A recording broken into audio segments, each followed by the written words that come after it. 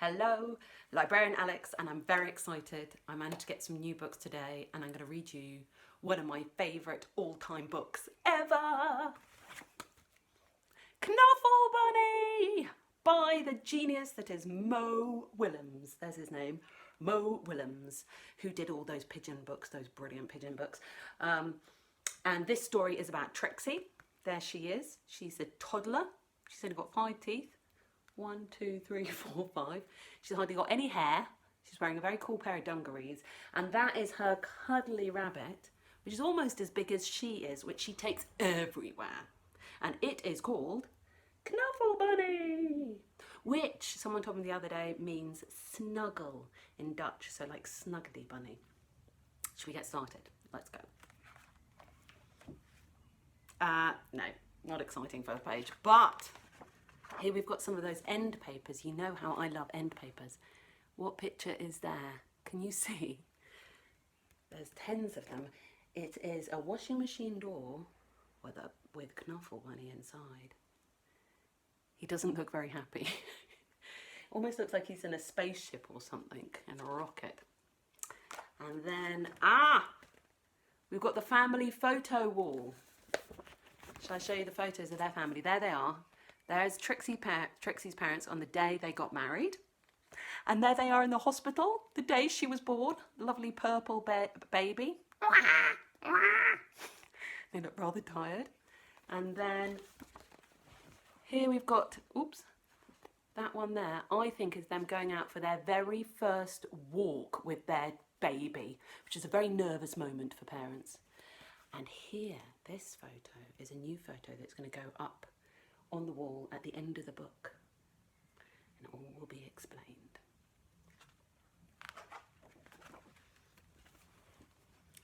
Now, can you see? This is a picture of New York. And there's her mum sat on the doorstep. And there's Trixie and her dad. And they're going for a walk. And he's got something in his arms there. And it's a kind of green basket. Can you see? What's it full of?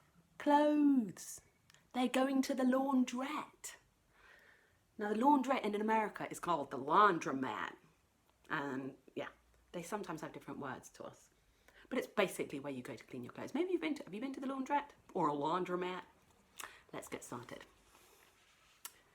Not very long ago, before she could even speak words, Trixie went on an errand with her daddy.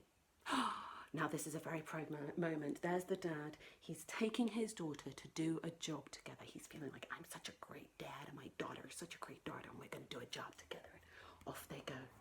Both of them pretty excited.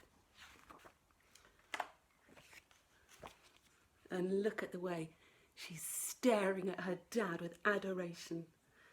Trixie and her daddy went down the street.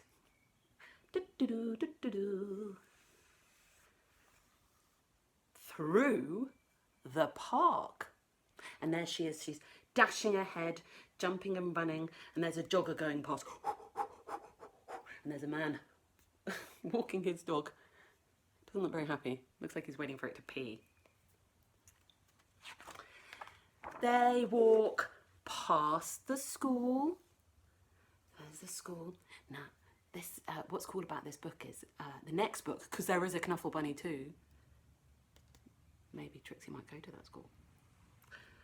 Then finally, into the laundromat, the washing machine shop. In they go. They've got their dirty clothes.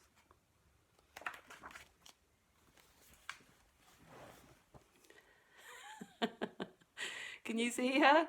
Bra in her hands, trousers on her head, sock on the other hand. Trixie helped her daddy put the washing into the machine. Is she helping? I don't think so. She's having a lot of fun. You know how little kids think they're helping when they're not really helping. But does her dad mind? No, he's amused by his gorgeous daughter. And there he is. He's filling up the washing machine with the dirty clothes. Oh, isn't she cute, my daughter? Have you noticed anything? Take a good look.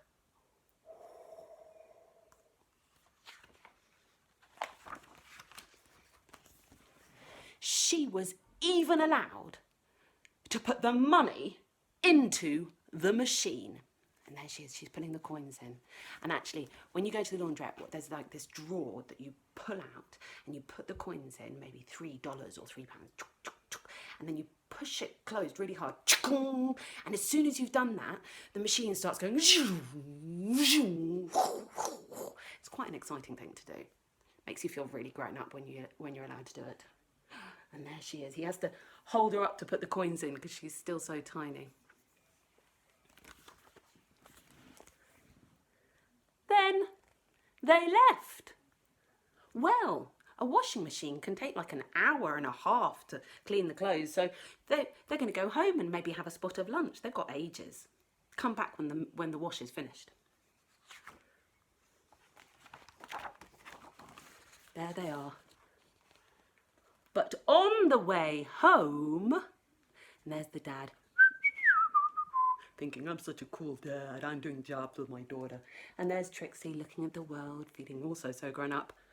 But on the way home, dun dun dun, Trixie realised something. Who's she missing? Who's not with her?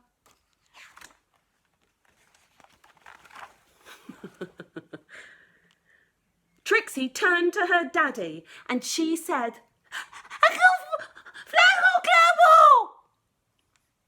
do you remember, she can't talk yet? But what do you think she's saying? I know you know. Who's missing? I'm not going to say it, but I know that you know. That's right, replied her daddy. We're going home. Is that what Trixie was trying to ask her dad? Does her dad understand? So, Trixie, trying to get the picture, sorry, it's quite hard to get the pictures in the right place. Trixie said again, and there she is, she's waving her arms for extra effect, trying to get his attention. What's she saying? She tries a bit more. Blaggle blabble, one people, flappy, snap.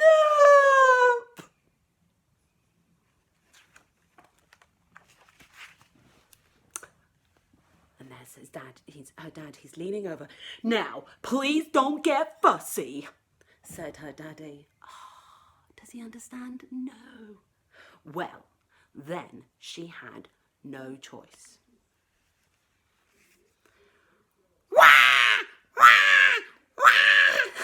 Can you see, look, you see how big her mouth has got? She's absolutely bawling. Trixie bawled, and look at his face there. And then she went boneless.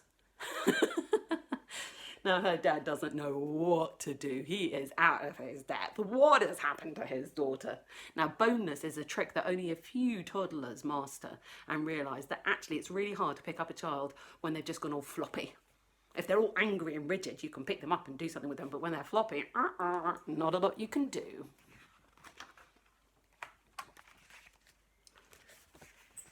Trixie, well, she did everything she could to show how unhappy she was. And there she is. She's doing all her flailing, flappy arms again. And her dad is having to hold her at arm's reach because she's so dangerous. And other people in the park are looking, going, oh my God, he can't control his daughter. What's going on? And even the joggers running past are looking. Uh-oh. And by the time they got home, her daddy was unhappy too. She's still bawling. And he's like,